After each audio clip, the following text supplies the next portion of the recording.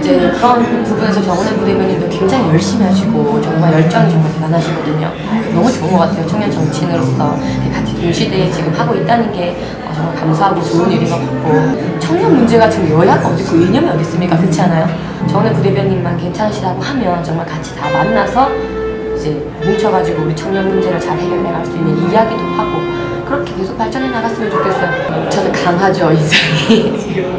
지금 저를 이렇게 직접 보시는 분들은 뭐라고 하시냐면 생각보다 안 강하네요 라는 얘기를 해요. 제가 눈썹이 진하잖아요. 제가 눈썹 관리도 한 번도 뭐 안 해봤고 피부과 이런 건 보고 잘 모르고 그런 거는 진짜 많이 잘 모르는데 이제 인상 자체가 많이 강한데 VCR이나 TV나 사진으로는 이게 더 강하게 나오는 거예요. 약간 체구도 아담하신데 머리도 짧게 자르시고 그래서 더 약간 이렇게 막 똘똘 뭉치는 느낌이 좀 있다고 해야 되나? 제가 머리를 딱 한 번 길렀어요. 대학교 1학년 때. 그래서 처음으로 길렀던 게 이만큼 어깨까지.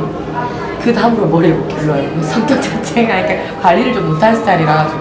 원래 이제 저희 꿈은 정치였어요. 정치를 하고 싶고 뭔가 이제 저 개인보다는 사회랑 이제 국가 이런 쪽으로 공동체에 도움되는 걸 저는 많이 하고 싶은 생각이 있었어요. 많이들 생각하는 게 백, 인맥, 돈 이런 것들이 있어야 정치를 한다고 생각을 하잖아요. 저도 그렇다고 생각을 했어요. 그리고 이것이 아니라고 저는 솔직히 말 못하겠어요. 지금도 정치 기자를 하게 되면은 정치에 대한 것을 더 가까이서 볼 수 있겠다는 생각이 있었어요. 그래서 저 나름대로 저 꿈을 찾아가는 길이었어요.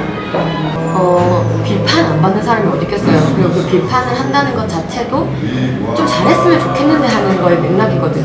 문성근 님께서도 장난스럽다라고 표현하신 거는 이게 장난스럽지 않았으면 좋겠다라고 하는 의미인 것 같아요. 너가 똑바로 해서 이 청년들의 도전이 장난스럽지 않게 잘해라 라는 말이었던 것 같아요. 비판하는 것 자체에 대한 비판을 제가 할 필요는 없을 것 같고 일단 경험을 받아들인 다음에 결과를 이렇게 말씀을 드리면 되는 것 같습니다. 팽당한다는 얘기 있잖아요. 저 나올 때부터 계속 나왔어요. 그러니까는 꽃놀이패 아니냐, 버리는 카드 아니냐, 그렇잖아요. 그 총선 나올 때부터 들었던 얘기잖아요. 꽃놀이패가 이렇게 다녀서 열심히 활동하게 두나? 아닌 것 같고 뭐 버리는 카드 아니었잖아요. 계속 저는 지금 쓰여지고 있는 카드고 오히려 지금 문재인 후보님 지역구인 사상구에서는 진짜 히든카드라고 생각해요, 저는. 근데 저한테 또 좋은 의미인 것 같아요. 버려질 수도 있고 뭐 팽당할 수도 있다라는 게 저에게는 경각심인 거죠. 그렇기 때문에 더 열심히 저를 하게 만드는 책찍질 같은 말들이라고 받아들여요. 이번 총선 때 아쉬운 부분이 많아요. 흑색선전도 당했고 정말 정정당당하게 심판받았으면 좋겠습니다. 그게 맞는 거고요. 정치하고 싶어서 지금 뛰어들었는데 왜 안 할 이유는 없는 거죠. 이번 그 2012년 총선 대선은 되게 많은 청년들이 모였어요.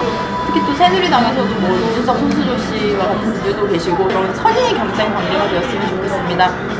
그런 면에서 그 손수조 미래세대 위원장도 굉장히 저는 좀 높이 평가를 하고 싶어요. 그래서 그 어린 나이에 뭐 지역구로 출마를 하고 지금까지 정치 활동을 하는 모습을 보면서 지금의 그 마음을 잃지 않고 그런 청년 정치인으로서의 그런 자존심을 좀 지켜가면서 정치 활동을 함께 해나갔으면 좋겠습니다. 저는 굉장히 이번에 선거를 치르고 나서 제일 듣기 싫은 말이 수고했다?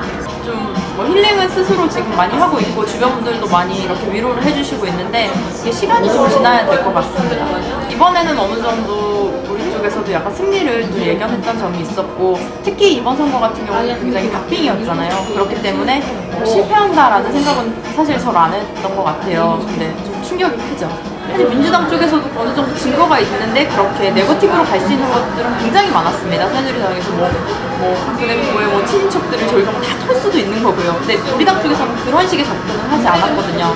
네거티브를 안 가려면요 정책 선거가 되면 되거든요. 근데 정책 선거가 되려면 사실은 TV 토론을 많이 해야 됩니다. 왜냐면 그 후보가 한 번씩 발표하는 정책들이 있잖아요. 뭐 부동산 대책이다, 뭐 가계부채다.